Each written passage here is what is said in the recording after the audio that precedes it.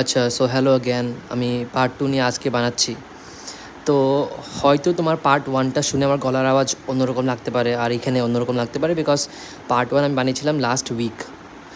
ওটার পর আমি আর টাইমই পাইনি মানে পার্ট 2 বানাতে, তাই আমি পার্ট 1 রিলিজও করিনি। তো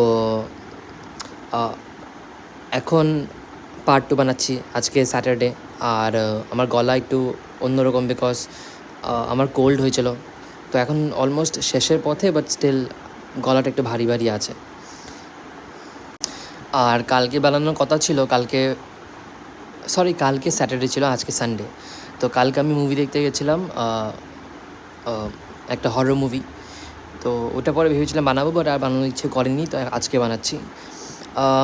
আমি বলতেছিলাম যে আমার একটা ইনসিডেন্ট। তো আমি ওই গুয়াহাটি টু ভেলোর একটা সময়, হয়তো লাইক 2008-9 হবে, বা 11-12 হবে, আমার মনে নেই এক্স্যাক্টলি।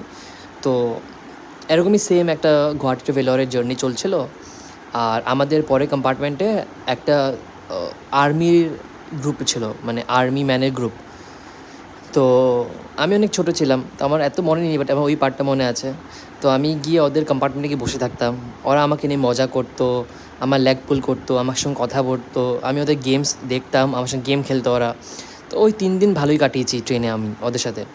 তো অন দ্য লাস্ট ডে ওরা আমার মার থেকে নাম্বার নিয়েছে, আমার মার নাম্বার নিয়ে বলেছে যদি আমি টাইম পাই তোমার ছেলেকে আমি একবার দেখতে আসবো, ছোটুকে দেখতে আসবো।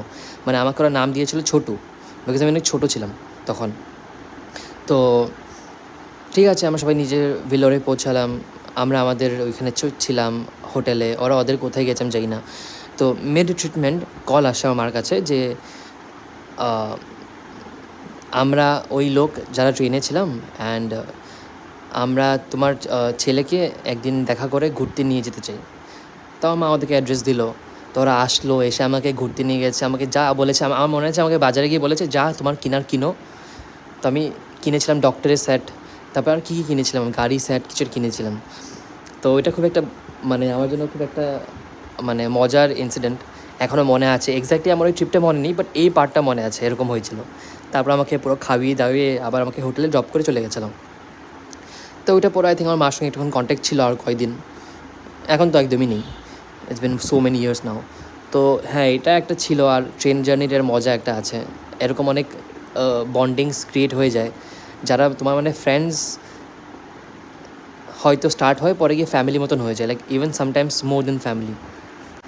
সো আর রিসেন্টলি আমি ট্রেনে জার্নি করেছি, এই লাস্ট ইয়ার করলাম, এই বছরও করলাম। তো ওটা নিয়ে একটু বলি, আমি পার্ট 3-তে বলছি।